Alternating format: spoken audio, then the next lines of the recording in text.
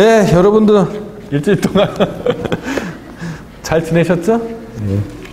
자, 그러면은 지난 시간에 강의한 내용 보겠습니다. 231페이지입니다.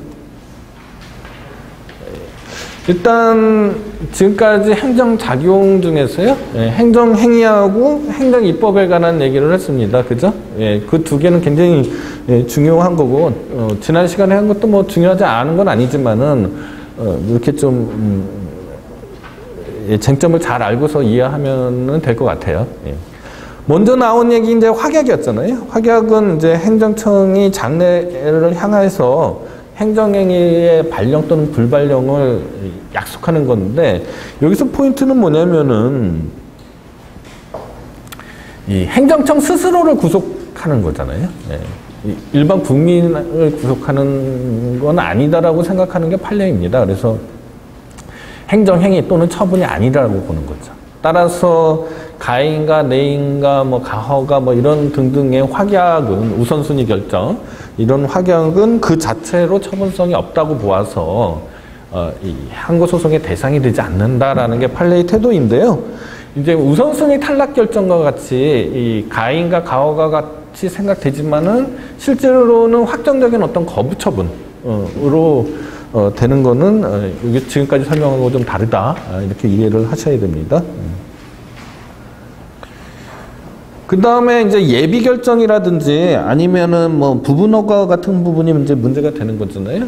그거는 이제 그 자체로 여러 단계의 행정 과정을 거쳐서 하나의 특정한 행정 목표를 달성하는 경우가 많이 있는데, 이때의 그 예비 결정이라든지 부분 허가, 뭐 예를 들어서 적정 통보 이런 것들은 그 자체로 법률 효과가 발생해서 그 자체로 행정행위 또는 처분으로서 대접을 받는다. 이것도 좀 이해를 해주셔야 될 것 같아요. 그러니까 확약하고 다르다라는 거예요. 확약의 뭐 여러 가지 얘기 중에서 확약의 실효에 대해서는 조금 한번 지금까지 안 나온 얘기니까요. 상대방의 신청이 없거나 불가항력, 기타 사유로 확약의 내용을 이행할 수 없을 정도의 사실 상태 또는 법령 상태가 변경된 경우에는 별다른 의사표시가 없더라도 확약은 실효가 된다. 행정계획입니다. 행정계획은 굉장히 중요한 행위 작용 형식 중에 하나입니다. 그죠? 행정계획은 일단 개념이 상호 관련된 정합적 수단을 통하여 일정한 목표를 실현하는 것을 내용으로 하는 행정의 행위 형식을 말한다. 행정계획의 종류가 뭐 여러 가지가 있는데, 우리에게 필요한, 우리가 좀 여러분들한테 필요한 거는 이제 구속적 계획 또는 명령적 계획이 되겠죠. 그래서 이 명령적 계획도 아까 확약에서와 마찬가지로 행정청만에게 효력을 미치는 경우가 있고요. 아니면은 일반 국민의 권리움에 직접적인 영향을 미치는 경우가 있을 수 있다라고 그랬잖아요. 그래서 앞에 것을 예컨대 뭐 도시군 계획 같은 경우를 예를 들면 앞에 것은 도시군 기본 계획이 그런 거에 해당하는 거고요. 뒤에 것은 도시군 관리 계획에 해당하는 겁니다. 도시군 관리 계획은 뭐 용도 지역, 용도 지구, 용도 구역 지정 결정, 지정 계획, 뭐 도시 기반 시설, 도시 계획 시설 결정, 뭐 이런 것들을 지난 시간에 좀 설명을 했죠. 행정계획도 마찬가지로 주체 절차 형식 내용상의 요건을 갖춰야 되는데, 이 행정계획을 통제하기가 굉장히 난감하다. 왜냐하면 재량권의 범위가 너무 넓어서 난감하다. 그래서 그 재량의 이름도 계획재량이라는 별도의 이름을 가지고 있기도 하고요. 그 계획재량을 통제하는 방법이 우리가 통상적으로 생각하는 재량의 통제보다는 굉장히 어렵겠죠. 그래서 주로 절차적 통제에 관심이 많이 가 있고 그게 매우 중요하다라는 거고요. 그 다음에 실제법적으로는 이 재반 이익들을 잘 형량해야 되잖아요. 그래서 뭐 사익과 사익 사이 또는 사익과 공익 사이 또는 공익과 고익 사이, 이 어떤 이익들의 재반 이익들의 형량을 빠뜨리지 않고 잘 해야 되잖아요. 그런 거를 우리는 이제 형량 명령이라고 이름을 붙였고, 그 형량 명령에 따른 실제법적인 요구들이 있다. 법치주의적인 요구들이 있다. 이런 얘기를 했었습니다. 그 다음에 계획보장 청구권으로 가서는 주로 얘기돼야 될 게 이제 계획변경 청구권에 관한 얘기였잖아요. 이 계획변경 청구권은 이 조리상의 신청권과 맞물려서 신청 거부 처분 설명한 부분을 다시 한번 여러분들이 공부하셔야 됩니다. 매우 중요한 테마 중에 하나다. 이렇게 생각하시면 되고요. 그 다음에 이제 공법상의 계약입니다. 이게 행정작용은 대부분 행정청의 어떤 일방적 의사표시로 이루어지는 경우가 많잖아요. 그러니까 제가 모두에서 이번 학기 처음에 뭐 좀 단순화시켜서 강조한 게 있잖아요. 민사법은 쌍방 의사표시 합치, 즉 계약이 주 안점이고, 그죠? 우리 행정법은 단독행위라고 그랬잖아요. 그러니까 우리 행정법에 있어서의 그 관찰 대상은 민사법하고 좀 다르게 단독행위입니다. 그런데 최근도 아니지만 하여간 이 행정행위로 행정작용을 주로 해왔었는데 이 공법상 계약을 체결해서 행정작용을 하는 것이 좀 각광을 받고 있고, 특히 이 민간협력과 관련해서, 그죠? 행정이 일방적으로 좀 이루어지는 게 아니라 민간과 협력해서 이루어지는 것들이 최근의 강조점이잖아요. 이런 것과 맞물려서 이 공법상 계약에 관한 관심이 행정법에서 매우 높아지고 있다라는 겁니다. 그러나 여러분들이 좀 몇 가지 아셔야 될 거는 뭐 시시콜콜하게 또는 뭐 더 깊이 있게는 지금 수험 법학으로서는 조금 적합하지 않고요.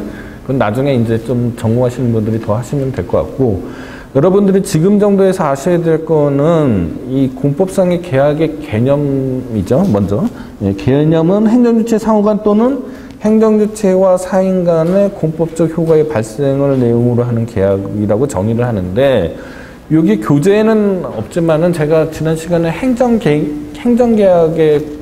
대해서 조금 설명을 했잖아요. 행정계약이라는 개념을 쓰는 경우도 많습니다. 문헌에 따라서는요. 그래서 그 행정계약을 공법상 계약하고 같은 걸로 보는 사람도 있고요.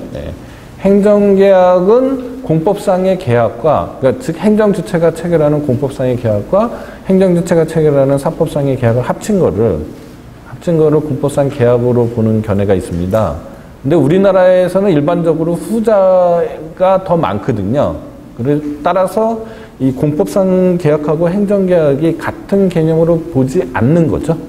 오히려 행정계약이 공법상 계약보다 넓은 개념으로 생각되는 거죠.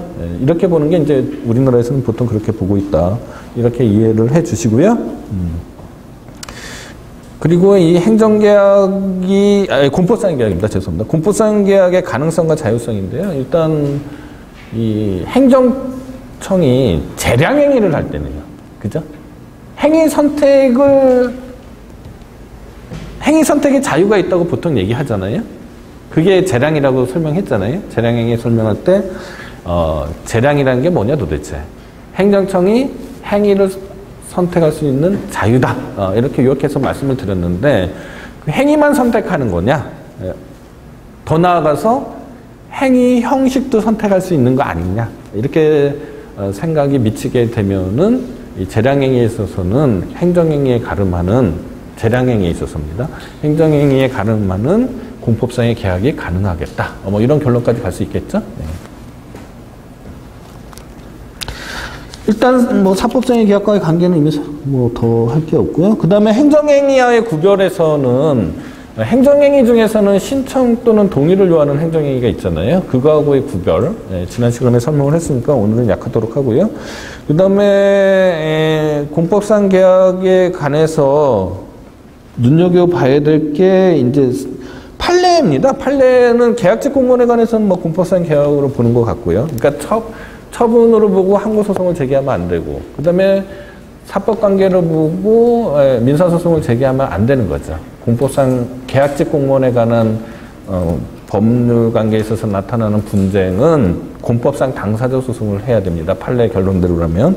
그 다음에 국공유 일반 재산은 뭐 사법 관계로 보기 때문에 일반 민사 소송하고 다른 점이 없다라는 거고요. 그 다음에 문제가 뭐냐면은 행정의 사법상 보조작용을 위한 계약입니다. 이 경우에 이제 국가계약법하고 지방계약법이라는 법들이 있어요. 그 법에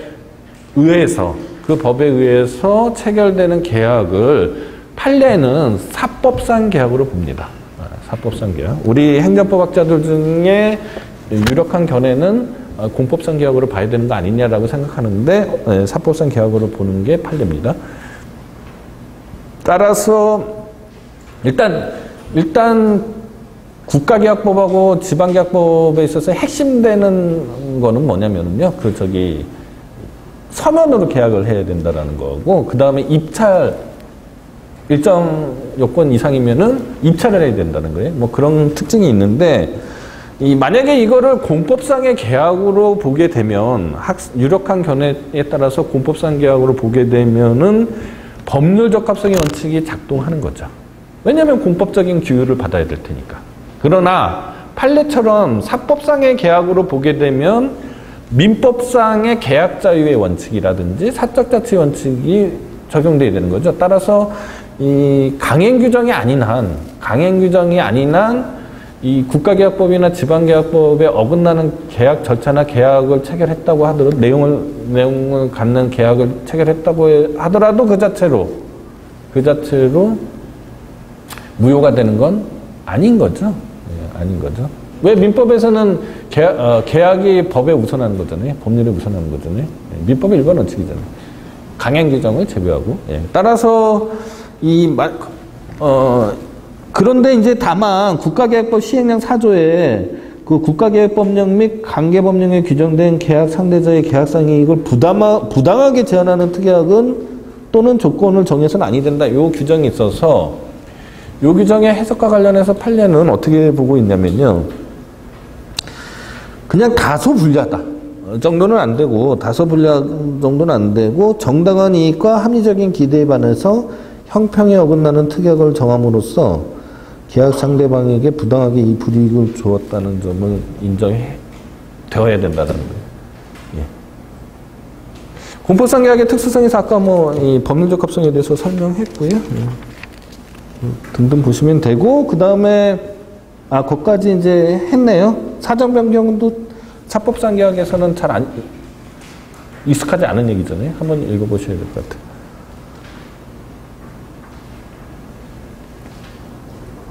이게 이제 지난 시간까지 강의고요. 이제 오늘 강의하도록 하겠습니다. 자, 행정상 사실행위 있죠. 그러니까 지금까지는 우리가 법적인 행위들에 대한 법률 효과의 발생을 의혹하는 행위들에 대해서 쭉 설명한 거잖아요. 이제 행정상 사실행위에 대한 얘기를 뭉뚱그려서 말씀드리면은 이 사실상의 효과만을 발생하는 행정의 행위 형식 일체입니다. 그러니까 이게 어떤 특정한 행위 유형을 말하는 게 아니고요. 일종의 집합 개념이다. 이렇게 이해하시면 될 것 같고요. 뭐 여러 가지 분류법이 있는데, 뭐 집행적 사실행위, 독립적 사실행위 한번 볼까요? 옆에 249페이지예요. 사실행위가 행정행위든 법적 행위를 집행하기 위해서 행해지면은 이제 집행적 사실행위죠. 뭐 대집행위 실행이라든지 이런 것들을 얘기하는 거고요. 아니면 그 자체가 독자적인 어떤 의미를 갖고 있다. 예컨대 뭐 행정지도 이렇게 되면은 독립적 사실행위라고 합니다. 그 다음 또 중요한 게 권력적 사실행위죠. 왜 권력적 사실행위가 중요할까요? 우리가 행정행위 때 설명을 했습니다. 행정행위는 아니지만 그 밖에 이에 준하는 행정작용에 속할 수 있는 거죠. 그래서 이 권력적 사실행위는 조금 특별한 취급을 받아야 된다. 사실행위 중에서. 그러니까 처분성이 인정돼서 항고소송의 대상이 될 수 있습니다. 행정행위는 아니지만.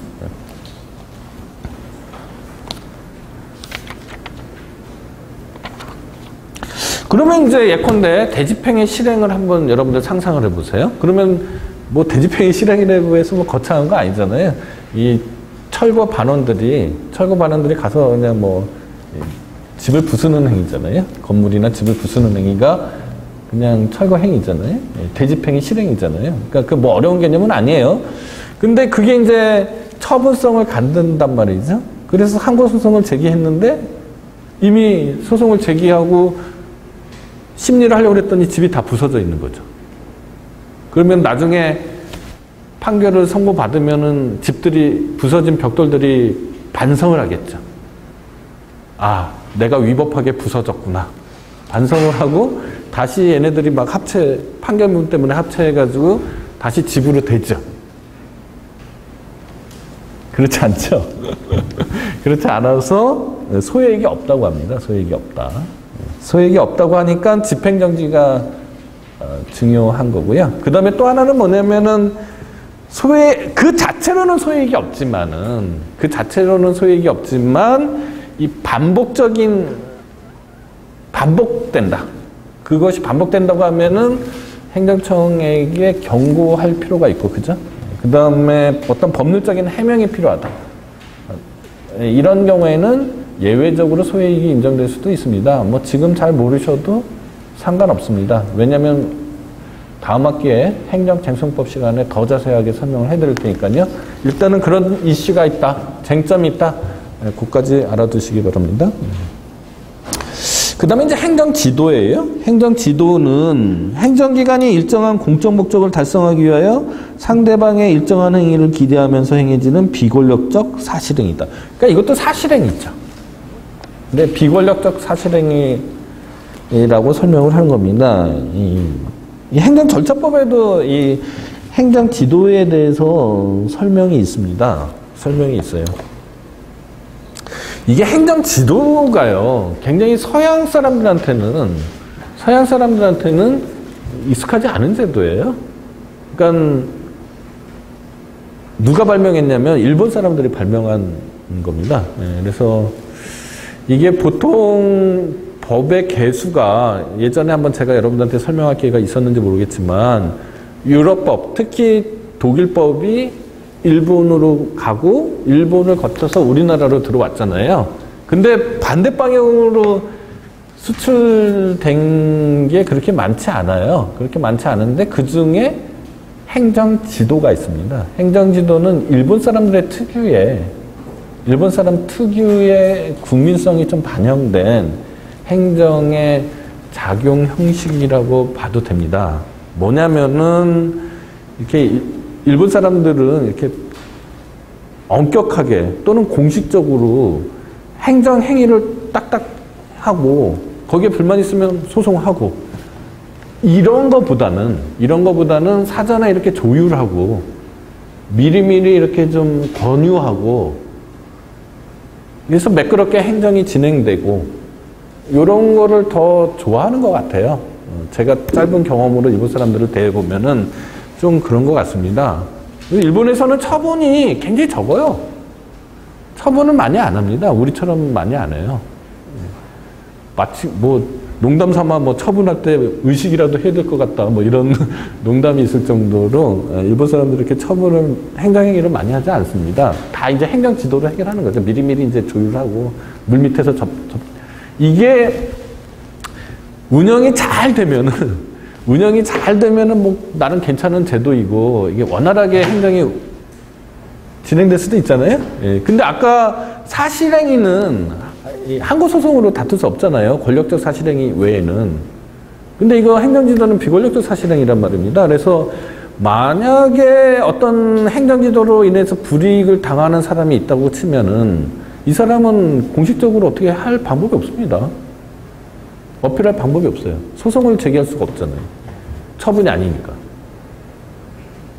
근데 여러분들이 이제 나중에 뭐 졸업하시고 현실에 나아가 보면 아시겠지만 이게 행정지도가 원활하게 행정지도가 되면은 잘 진행되면은 그야말로 좋은 제도인데 이게 악용되는 수도 있습니다. 예컨대 행정청에서 이게 공식적으로 하긴 좀 껄끄럽고, 그죠? 또 안 지키면, 행정지도라고 해놓고서 안 지키면은, 뭐, 당해 사건에서는 바로 어떤 불이익을 주지 않지만, 다른 데에서 불이익을 준다든지 뭐 이런 얘기 많이 들었잖아요. 뭐 좀 강의 시간에 드릴 수 있는 말인지 모르겠지만 무슨 괘씸죄 뭐 이런 소리 많이 들었잖아요. 예. 그런 식으로 되면은 이게 참 난감하거든요. 그러니까 일본 특유의 어떤 법치적인 것보다는 어떤 화합하는 걸 더 중요시하는 그런 사고의 반영이다라고 생각이 되는데 이게 우리나라에도 이제 많이 행해지게 되고 그런 불합리한 점 때문에 행정절차법에까지 규정 내용이 들어갈 정도가 됐다 라고 이해하시면 될 것 같아요. 그래서 행정절차법에 있는 내용들을 조금 알아두시면 좋을 것 같아요. 조문은 2개 정도 있는데요. 한번 찾아서 읽어보시고요.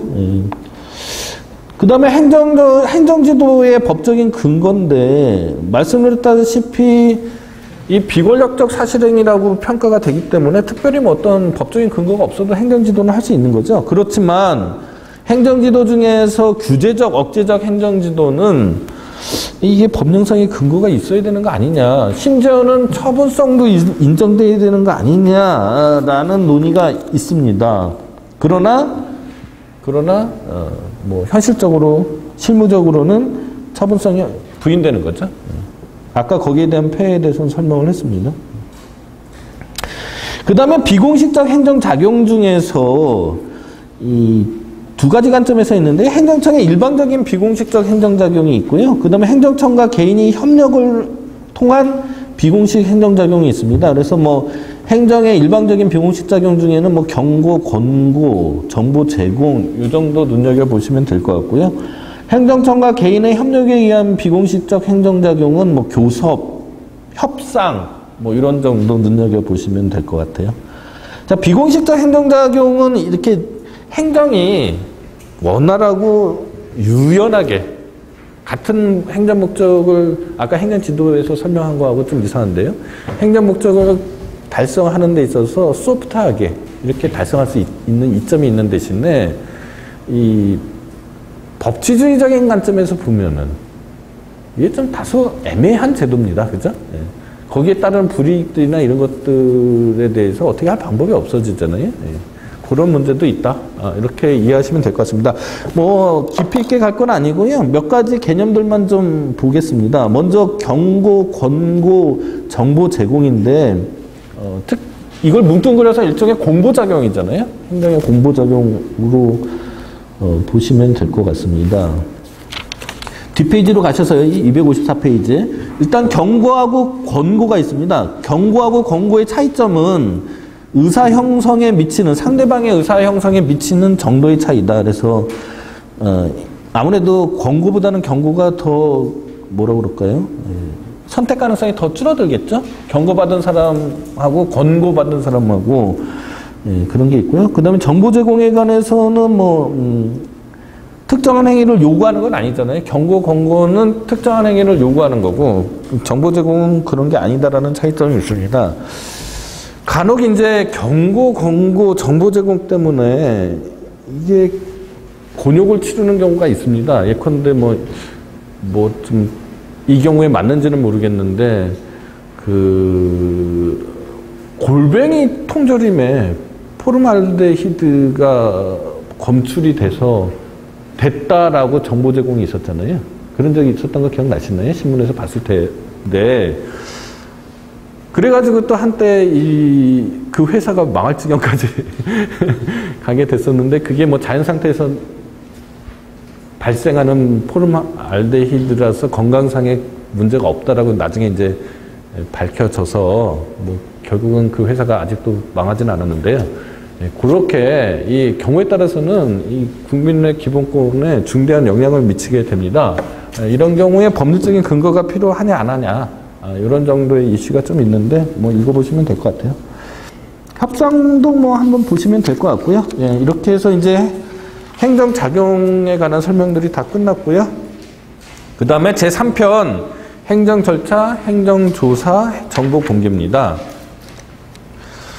자, 행정절차인데요. 행정절차인데 넓은 의미의 행정절차는 지금까지 설명했던 어떤 행정작용에 대한 행정작용들이 뭐가 있었죠? 행정행위, 행정입법, 뭐 확약, 행정계획, 뭐 행정지도 뭐 이런 것들을 하기 위한 사전적인 행정조사에서부터, 그죠?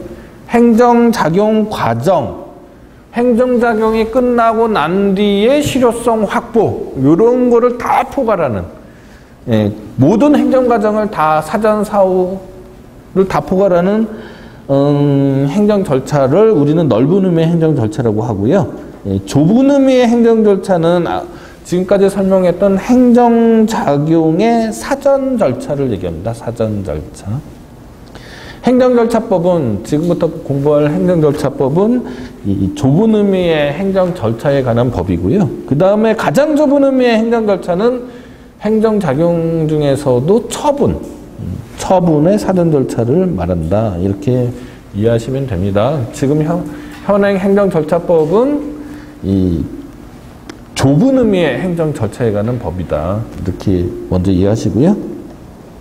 자, 행정절차의 이념과 기능입니다. 여러분들이 뭐 이미 다 짐작하고 계시겠지만은, 먼저 인간의 존엄과 가치에 대한 존중 기능인데, 사전에 자기를 방어할 수 있는 기회를 주는 거죠. 그럼으로써 인간의 존엄과 가치에 대한 존중이 추구가 된다.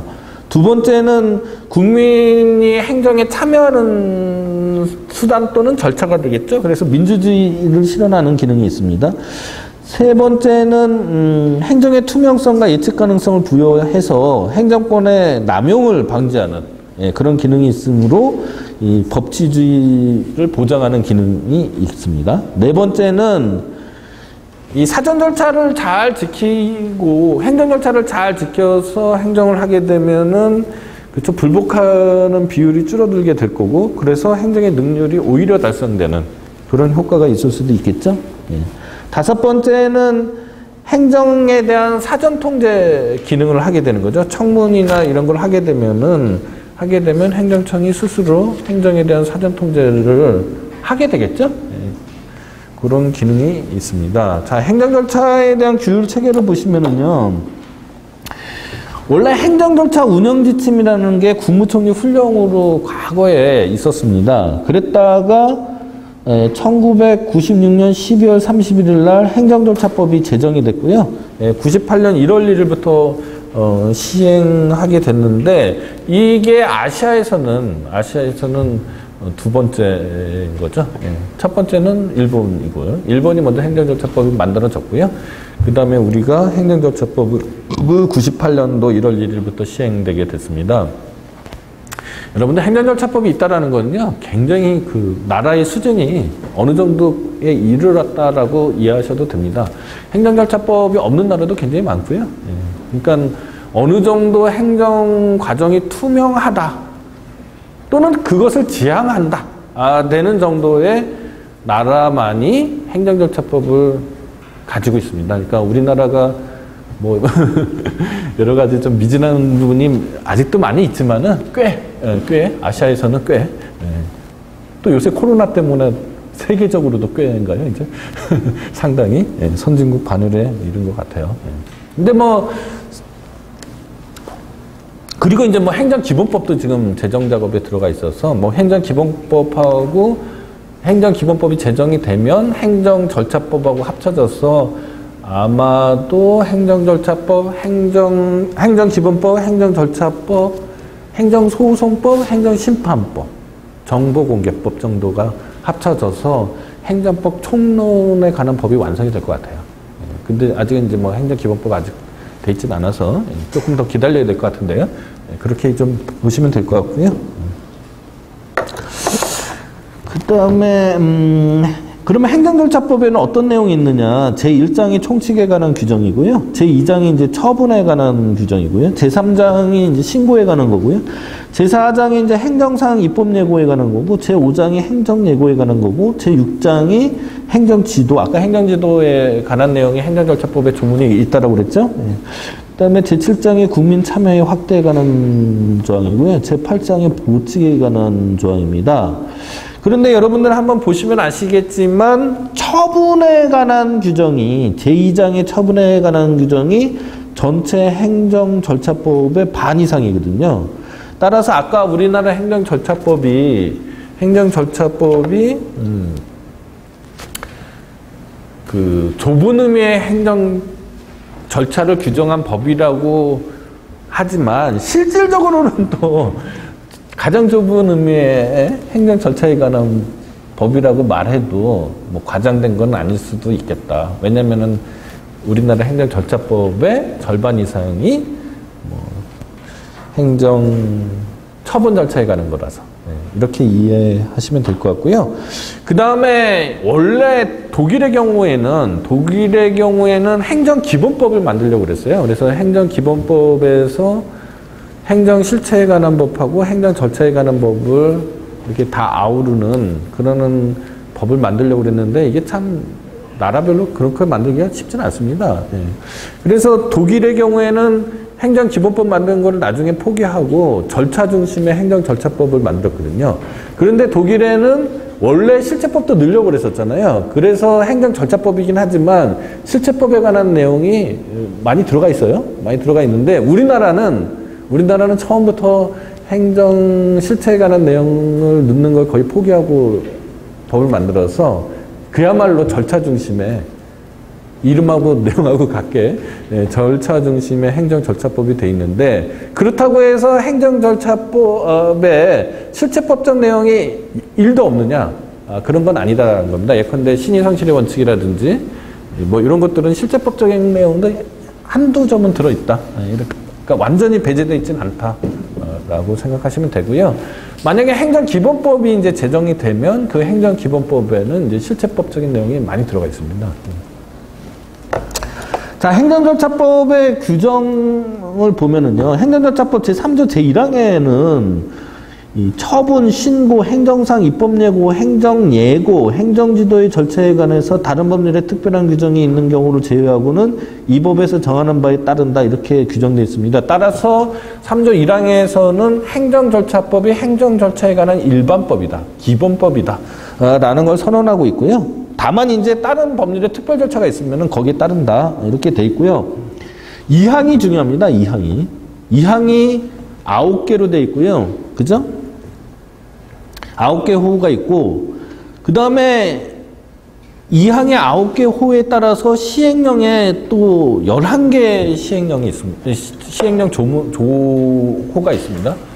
요게 중요하거든요. 자, 그러면은 나 대신에 누가 좀 읽어볼까요? 먼저 한번 좀 읽어봐야 돼요. 꽤 중요한 내용입니다. 그러니까 이 2항에는 어떤 게 있냐면은 행정절차법의 배제입니다. 행정절차법이 배제되는 경우를 적어 놓은 거예요. 우리 누가 읽어볼까요? 목소리 좋은 사람? 자원 공부도 되고 좋잖아요. 한번 읽어보세요. 네, 큰 소리로. 한편 제2항에서는 국회 또는 지방의회 의결을 거치거나 동의 또는 승인을 받아 행하는 사항 2번 법원 또는 2호 법원 또는 군사법원의 재판에 의하거나 그 집행으로 행하는 사항 3호 헌법재판소의 심판을 거쳐 행하는 사항 4호 각급 선거관리위원회의 의결을 거쳐 행하는 사항 5호 감사위원회의 결정을 거쳐 행하는 사항 6호 형사, 행정 및 보안청 관계 공명에 따라 행하는 사항 7호 국가안전보장, 국방, 외교 또는 통일에 관한 사항 등 행정 절차를 거칠 경우 국가의 중대한 민주 선정의 대출 우려가 있는 사항 4호 심사정부, 해양 안전 진단, 교제 진단, 특허 진단, 행정 진단 그리고 국제 절차에 따른 사항 9호 경영법에 따른 외국인의 출입, 남미 인정, 비화, 공무원 인사 관계 운영에 대한 징계와 그 밖의 처분 또는 이해 조정을 목적으로 하는 운영에 따른 날선, 운영, 경제 제정 또는 그 밖의 처분 등 해당 행정자금의 성질상 행정 절차를 거치기 곤란하거나 거칠 필요가 없다고 인정되는 사항과 행정 절차에 지나는 절차를 거친 사항으로서 대통령령을 정하는 사항에 대해서는 적용하지 않는다고 규정하고 있습니다. 네, 고맙습니다. 여러분들이 읽어봐서 아시겠지만 짐작하시겠지만 9호가 문제겠죠? 8호까지는 뭐 대충 이리적으로 나름 상당히 구체적으로 규정이 돼 있잖아요. 그래서 8호까지는 그냥 거기에 해당하면 행정절차법이 배제가 되고, 예컨대 뭐 행정소송에 관한 사항은 행정소송법이 행정절차법보다 더 잘 돼 있을 거 아닙니까? 거기에 따르면 되는 거죠. 근데 이제 9호가 문제예요. 9호에 뭐라고 돼 있냐면 병역법에 따른 뭐뭐뭐뭐뭐 돼 있고 등 해당 행정작용의 성질상 행정절차를 거치기 곤란하거나 거칠 필요가 없다고 인정되는 사항과 행정절차에 준하는 절차를 거친 사항으로서 대통령령으로 정하는 사항입니다. 그러니까 언뜻 잘못 해석하면 대통령령으로 정해진 사항이기만 하면 행정절차법이 배제가 된다, 적용이 배제가 된다라고 이해하시겠지만 그렇게 해석하지 않는 거죠. 엔드로 해석하는 거죠. 그러니까 성질상 행정절차를 거치지 곤란하거나 거칠 필요가 없다고 인정되는 사항과 행정절차에 준하는 절차를 거친 사항 그리고 그러면서 대통령으로 정해지는 사항이어야 되는 거죠. 이렇게 해석해야지만 행정절차법의 적용 배제 영역이 줄어들게 되고 행정절차법을 더 많이 적용하게 하려는 의도가 깔리게 되는 거죠. 이게 판례 입장입니다. 판례 입장이에요. 그러면 이제 대통령령에는 두 가지가 규정되어 있겠네요. 하나는 성질상 행정절차를 거치기 곤란하거나 거칠 필요가 없다고 인정되는 사항이고, 또 하나는 행정절차에 준하는 절차를 거친 사항이겠죠. 그럼 학생 그 주 2를 또 한번 읽어보실래요? 행정기본법의 3조 제2항 제9호의 법인에 대한 행정절차법 시행령 제2조는 제1호 내지 제11호에서 그 적용이 배제되는 경우를 규정합니다. 행정작용의 성질상 행정절차를 거치기 곤란하거나 거칠 필요가 없다고 인정되는 사항의 범위에 속하는 것은 병역법, 예비군법, 민방위기본법, 비상대비자원관리법에 따른 징직, 소집, 종합, 훈련에 관한 사항, 외국인 출입국, 양빈 인정, 기와 국적 회복에 관한 사항, 교세관련 분쟁에 의한 교제과 구제에 관한 사항, 학교, 연수원 등에서 교육 훈련의 목적을 달성한 문제여 학생, 연수원 등의 대상을 해하는 사항, 사람의 학식 등에 관한 시험, 공정 교육에 따른 사항, 특허법, 실용진학법, 의장법, 선거법에 따른 사항, 사정, 결정, 신결, 그 밖의 처분에 관한 사항을 들 수 있다. 또한 행정절차에 지나는 절차를 거친 사항의 범위에 속하는 것은 공무원 인사관계 분명에 의한 징계과 처분에 관한 사항, 이해조정을 목적으로 분명에 의한 알선, 공개, 재정, 처분에 관한 사항, 독점 규제 및 공정거래에 관한 부분, 하도급 거래, 공정거래에 관한 부분, 약간의 규제에 관한 문제에 따라 공정거래위원회의 의결, 결정을 거쳐 행하는 사항, 국가배정법, 공익사업을 위한 토지 등의 취득금 조정에 관한 부분에 재결 규정에 관한 사항을 들 수 있다. 네, 수고하셨습니다.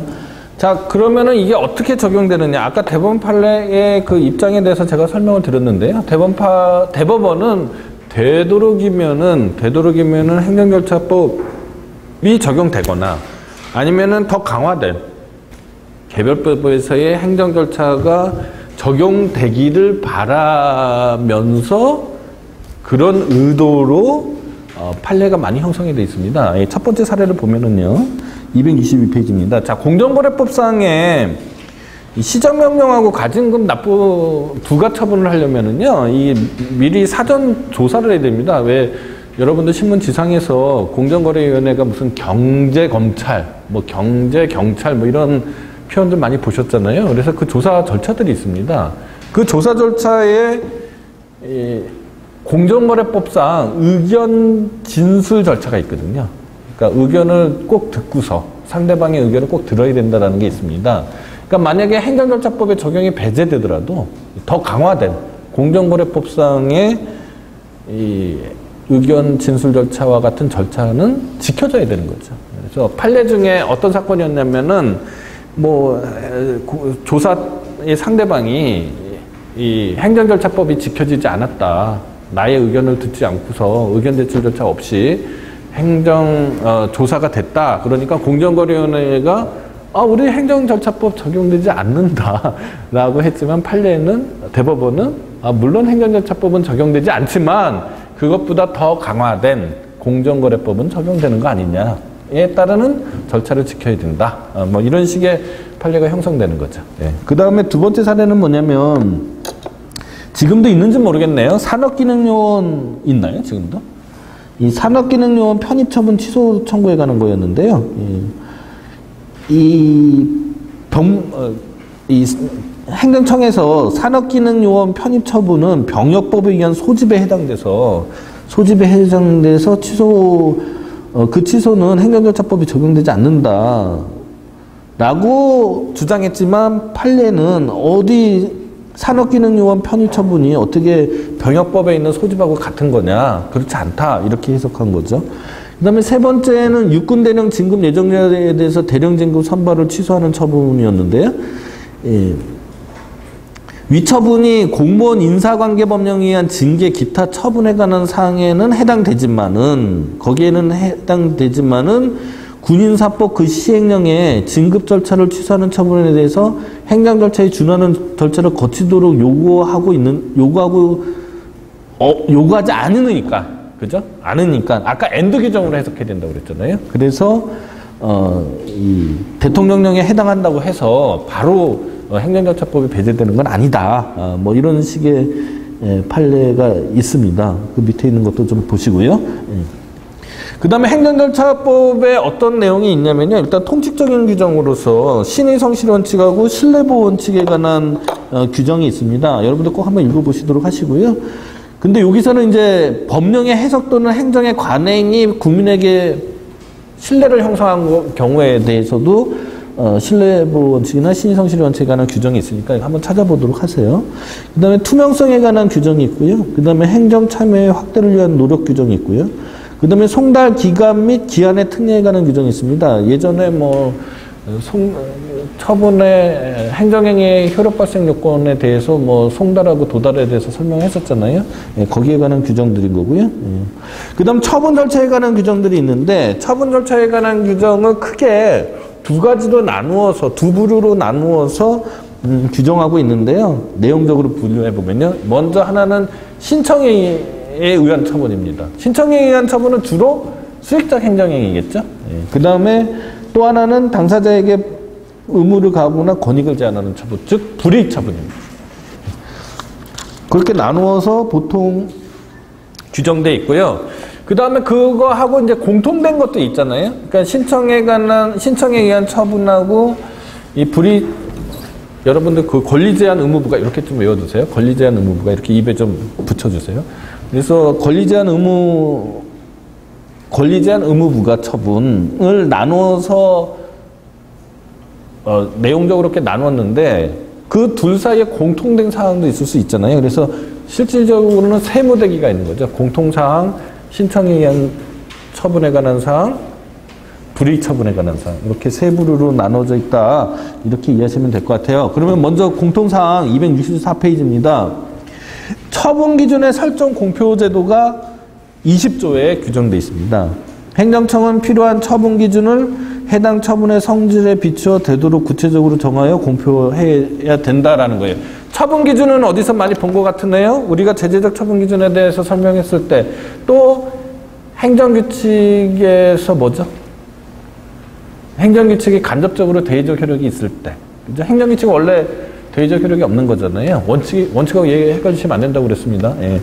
그때 조금 설명을 해드렸는데, 그거를 아예 공표하도록, 일반에게 알리도록 행정절차법은 돼 있습니다. 이게 굉장히 뭐라고 그럴까요? 일단 이렇게 규정되어 있는 나라가 일본하고 우리나라밖에 없는데, 일본의 경우에는 노력 의무로 돼 있는데 우리는 바로 의무로 돼 있습니다. 그래서 이게 굉장히 우리나라만의 좀 독특한 제도라고 이해하셔도 될 것 같습니다. 요거는 나중에 요 부분만 따로 띄어서 조금 더 설명해 드리도록 하겠으니까, 일단은 공통된 사항 첫 번째, 처분 기준의 설정 공표 제도라는 게 있다. 처분 기준이라는 건 뭐다. 이 정도만 알아두시고요. 좀 이따 다시 설명하도록 하겠습니다. 그 다음에 처분의 이유 제시 제도. 이유 제시 제도가 또 있고요. 이것도 좀 있다. 네, 여기서 처분의 이유 제시 제도는 행정절차법 23조에 있는데요. 처분을 할 때 당사자에게 근거와 이유를 제시해야 된다 이렇게 돼 있잖아요. 여기서의 근거와 이유는 사실관계와 적용법조를 얘기합니다. 사실관계와 적용법조. 다시 설명을 하도록 하겠습니다. 자, 그 다음에 처분의 방식이에요. 처분의 방식은 서면주의를 채택하고 있다. 서면주의를 채택하고 있고, 전자문서로 요새 이제 우리가 또 IT 강국이잖아요. 그래서 행위를, 처분을 전자적으로도 하잖아요. 이메일로 보내준다든지 뭐 이런 겁니다. 당사자의 동의가 일단 전제가 돼야 되는 거고요. 그 다음 말로도 행정행위를 할 수 있는데 그 경우는 신속히 처리할 필요가 있거나 사안이 매우 경미한 경우, 요 정도, 그러니까 원칙이 아니죠. 말로 하는 거는. 자, 서면주의를 채택한 입법 취지는 처분의 내용의 명확성을 확보하고 처분의 존배에 관한 다툼을 방지하기 위한 것이다. 그래서 판례는 되도록이면 문헌에 따라서 해석해달라. 라는 게 이제 판례의 취지고요. 그 다음에 서면이 아니라 서면으로 해야 될 처분을 그냥 말로 했다. 이렇게 되면은 무효사유로 보는 게 일반적입니다. 무효사유입니다. 취소사유와 무효사유 중에서 무효사유다. 그 다음에 처분의 정정에 관한 사항이 25조에 있는데요. 행정청은 처분의 오기, 오산, 그 밖에 이에 준하는 명백한 잘못이 있을 때는 직권 또는 신청에 따라서 정정하고 그 사실을 당사자에게 통지해야 된다. 이런 내용이고. 자, 그 다음에 두 번째 무대기? 좀 표현이 그러네요. 두 번째, 뭐라고 그럴까요? 신청에 의한 처분 절차입니다. 먼저 처분의 신청 절차가 있는데요. 17조에 있습니다. 행정청에 처분을 구하는 신청은 문서로 해야 된다. 그 다음에 신청할 때 전자문서로 하는 경우에는 행정청의 컴퓨터에 입력된 때 신청한 것으로 본다. 뭐 이런 내용이 있고, 이제 5항에 보면은, 5항인가? 행정청은 신청에 구비 서류에 미비 등 흠이 있는 경우에는 보완이 필요한 상당한 기간을 정하여 지체 없이 보완을 요구해야 된다. 바로 신청을 안 받아주는 게 아니라요. 먼저 보완을 요구하도록 되어 있습니다. 자, 266페이지로 가면 다수의 행정청이 관여하는 처분에 관한 조항이 18조에 있고요. 그 다음에 처리기간의 설정 및 공표 제도가 있습니다. 처분 기준의 설정 공표가 아니라 처리기간의 설정 공표죠. 이렇게 공표된 처리기간을 지키지 않으면 그 자체로 절차적 하자가 돼서 취소 사유가 되는 걸로 해석하지는 않는 것 같아요. 즉, 이 규정을 그냥 단속 규정으로 보는 게 판례인 것 같습니다. 그 다음에 이제 침입적 처분 절차죠. 그러니까 아까 권리 제한 의무 부과 처분에 가는 건데, 처분의 사전 통지가 있고요. 그 다음에 의견 청취 절차가 있습니다. 의견 청취 절차. 의견 청취는 뭐가 있느냐? 청문, 공청회, 의견 제출. 요 세 가지를 합쳐서 의견 청취라고 그래요. 이 의견 청취. 이렇게 이제 처분에 관한 조항이 있고요. 그 다음에 신고 절차에 관한 조항이 있습니다. 여기서 말하는 신고, 행정절차법에서 말하는 신고는 수리를 요하는 신고가 아니죠. 수리를 요하지 않는 신고에 관한 규정이다. 수리를 요하지 않는 신고에 관한 규정이다. 이거를 꼭 아셔야 돼요. 그러면 어떻게 규정되어 있느냐? 뭐 규정 내용 중에서 그 효력에 관한 거를 보도록 하겠습니다. 두 번째 문답. 신고가 첫 번째, 신고서의 기재사항에 흠이 없을 것. 두 번째, 필요한 구비 서류가 첨부되어 있을 것. 세 번째, 그 밖에 법령에 규정된 형식상의 요건을 갖출 것, 적합할 것. 요 세 가지 요건, 즉 형식상의 요건이 제일 중요하겠죠. 요 세 가지 형식적인 요건만 갖추면은 어떻게 됩니까? 행정청에 도달할 때 바로 법률효과가 발생하는 거죠. 이게 전형적인 수리를 요하지 않는 신고에 관한 규정이 되는 거죠. 그 다음에 행정상 입법 예고예요. 행정상 입법 예고. 자, 입법 예고가 원칙이에요. 그죠? 네, 이런 걸 이제 규정 방식 중에서 네거티브 방식이라고 하거든요. 그러니까 원칙은 그냥 당연히 하는 걸로 돼 있는 거고요. 예외를 못하게 하는 거를 법령에 규정해 놓는 거를 네거티브 방식이라고 합니다. 행정상 입법 예고는 네거티브 방식으로 규정되어 있는데요. 그러니까 입법 예고가 원칙인 거죠. 그런데 신속한 국민의 권리 보호 또는 예측 곤란한 특별한 사정의 발생으로 입법이 긴급히 요하는 경우, 그 다음에 상위 법령 등의 단순한 집행을 위한 경우, 입법의 내용이 국민의 권리, 의무 또는 일상생활과 관련이 없는 경우, 단순한 표현 자꾸를 변경하는 경우 등 입법 내용의 성질상 예고의 필요가 없거나 곤란하다고 판단되는 경우. 5번째, 예고함이 공공의 안전 또는 복리를 현저히 해할 우려가 있는 경우. 이 5가지 예외 사유에 해당하지 않으면은 행정상의 입법 예고가 원칙이 되는 겁니다. 그래서 행정상의 입법 예고 방법은요, 입법안의 취지, 주요 내용을 공고하도록 돼 있었던 게 국법이고요. 신법은 이번에 무슨 뭐라고 그러죠? 필리버스터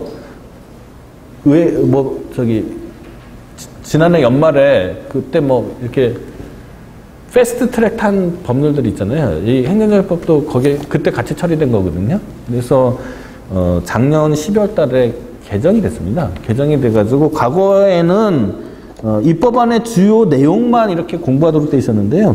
입법안의 주요 내용 또는 전문을 공고하도록 이렇게 바뀌었고요. 그 다음에 공고의 방법도요. 법령의 경우에는 관보 및 법제처장이 구축 제공하는 정보 시스템을 통해서 공고하도록 돼 있습니다. 자, 그러면 법제처장이 구축 제공하는 정보 시스템이 뭘까요? 제가 예전에 한번 말씀드렸던 법령정보센터죠. 그 앱도 있다고 그랬잖아요. 그 다음에 대통령령의 경우에는 소관 상임위원회에 제출해야 되고요. 이거 예전에 그 법규 명령의 의회에서의 통제 방법에 대해서 설명한 적이 있었잖아요. 대통령령은 소관 상임위원회에 제출해야 되고, 그리고 예고 기간은요. 예고 기간은 특별한 사정이 없으면 40일이다. 자치법규는 20일이다. 그 다음에 의견 제출 절차가 있고요. 의견 제출 결과에 대해서 통지를 하도록 되어 있습니다. 그 다음에 행정예고인데요. 행정예고가 268쪽에 있습니다. 행정청은 정책, 제도, 계획을 수립, 시행하거나 변경하는 경우에는 이를 예고해야 된다. 이렇게 돼 있어서 이번에 개정에 의해서요. 아까 말씀드렸던 이 연말에 있었던 패스트 트랙에 의해서 통과된 행정절차법에 의해서 원래는 이게 포지티브 방식이었습니다. 행정상의 입법 예고는 네거티브 방식이었고 행정예고는 포지티브 방식이었었거든요. 근데 개정돼 가지고 행정예고도 네거티브 방식으로 바뀌었습니다. 그래서 정책, 제도, 계획을 수립, 시행, 변경하는 경우에는 예고하는 게 이제 원칙이 됐고요. 예외가 신속하게 국민의 권리를 보호하여야 하거나 예측이 어려운 특별한 사정이 발생하는 등 긴급한 사유로 예고가 현저히 곤란한 경우, 법령 등의 단순한 집행을 위한 경우, 정책 등의 내용이 국민의 권리, 의무 또는 일상생활과 관련이 없는 경우, 정책 등의 예고가 공공의 안전 또는 복리를 현저히 해칠 우려가 상당한 경우에는 예고를 하지 않을 수 있다. 이렇게 규정이 네거티브 방식으로 바뀌어서 행정예고의 범위가 대상이 넓어지는 효과가 생기게 된 거죠. 예고의 방법이나 기간은 뭐 아까 행정상의 입법예고 제도하고 거의 같은데 뭐 예고 기간은 이제 20일 이상으로 하도록 되어 있고요. 행정지도에 대해서 아까 행정지도 할 때 설명했는데 조문이 2개가 있다고 그랬죠. 하나는 의견 제출 제도입니다. 행정지도의 상대방은 행정지도의 방식, 내용 등에 관해서 행정기관에 의견을 제출할 수 있다 이렇게 돼 있고, 다수인을 대상으로 하는 행정지도에 관해서는 특별한 사정이 없으면 행정지도에 공통된 내용이 되는 사항을 공표해야 된다 이런 규정이 있고요. 그 다음에 특별 행정절차, 행정절차법 말고요. 특별 행정절차에 관한 규정들이 굉장히 많이 있죠. 굉장히 많이 있지만은 여러분들이 조금 그래도 알아둬야 될 게 행정규제 기본법이 하나 있고요. 그 다음에 민원처리법이 있습니다. 민원처리법. 먼저 행정규제 기본법의 주요 내용을 보면은요. 행정규제에 관한 기본적인 사항을 규정하여 불필요한 행정규제를 완화하고 비효율적인 행정규제 신설을 억제하는 것을 목적으로 제정이 됐고요.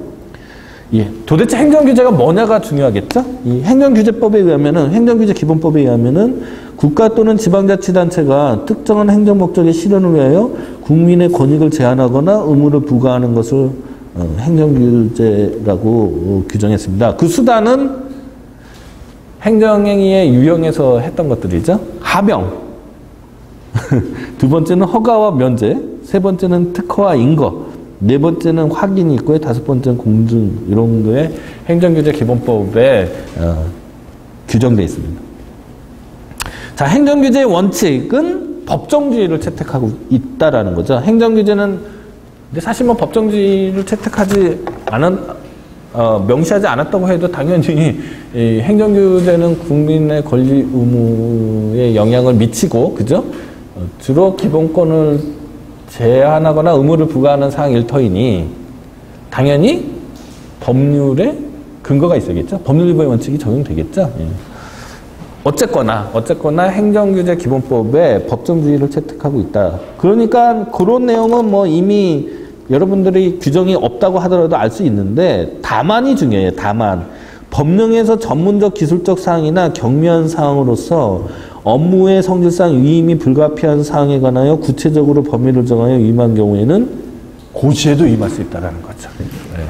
요거는 언제 또 설명한 거하고 또 굉장히 괴를 같이 합니까? 우리 위임고시의 문제죠. 행정규칙 형식의 법규명령론에서 설명한 거 잘 기억해 주셔야 됩니다.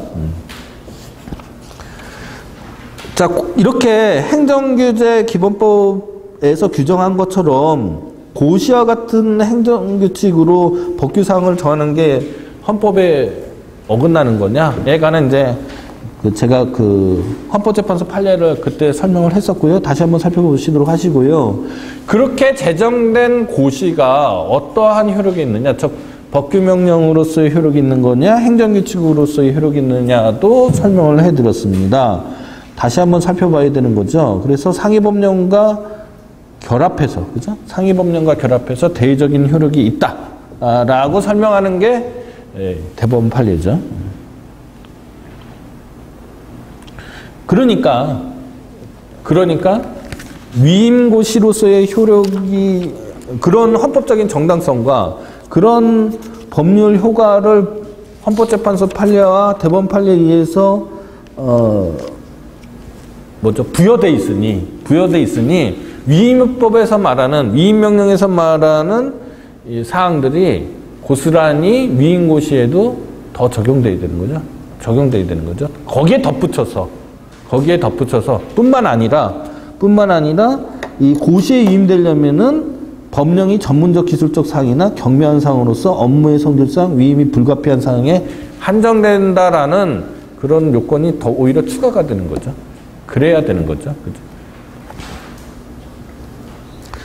그 다음에 행정규제의 원칙으로서 비례 원칙에 따른 한계가 있을 거고요. 그 다음에 객관성, 투명성, 공정성이 확보되어야 된다, 이렇게 돼 있고, 그 다음에 규제 완화하고 관련돼 있어서, 규제 완화하고 관련돼서 규제의 방법과 절차를 행정규제 기본법에 몇몇 개를 규정하고 있는데, 하나는 이제 규제 역량 분석서를 작성하도록 돼 있습니다. 그리고 누구든지 규제개혁위원회에 기존 규제의 폐지 또는 개선을 요구할 수 있도록 돼 있고, 네, 그런 절차들이 있습니다. 규제개혁위원회는 아마 국무총리 산하에 있는 것 같고요. 그 다음에 이 민원처리 절차에 관해서 민원처리에 관한 법률이 제정되어 있습니다. 그래서 민원처리에 관한 기본적인 사항을 규정하여 민원의 공정하고 적법한 처리와 민원행정제도의 합리적 개선을 도모함으로써 국민의 권익을 보호하는 걸 목적으로 민원처리 절차법이 규정되어 있다. 제1장은 총칙에 관한 규정이고요. 제2장은 민원의 처리에 관한 규정, 민원의 신청 및 접수, 민원의 처리 기간, 처리 방법, 민원 처리 결과의 통지, 법정 민원, 이에 관한 규정이 있고, 그 다음 민원제도의 개선 등에 관한 조항으로 구성이 되어 있는데요. 여러분들이 한 번쯤 읽어보셔야 될 내용도 있을 겁니다, 아마.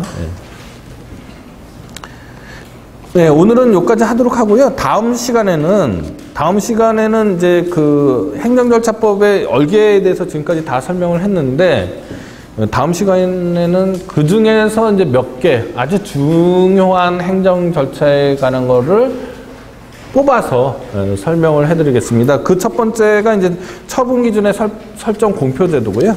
그 두 번째가 처분에 대한 이유 제시 제도고요. 세 번째가 의견 청취 절차, 청문이나 이런 것들에 관한 내용이고요. 그 다음에 이제 또 하고 싶은 얘기가 뭐냐면은, 다음 시간에 하고 싶은 얘기가 절차적 하자가 이 독자적인 취소 사유가 되는 거냐, 절차적 하자가 처분의 독자적인 취소 사유가 되는 거냐를 또 설명할 겁니다. 그 다음에 시간이 또 되면은, 다음 시간에 또 시간이 되면은 정보 공개 절차에 대해서 더 설명을 해드리도록 하겠습니다. 자, 그러면 여러분들 수요일 날 뵙도록 하겠습니다. 고맙습니다.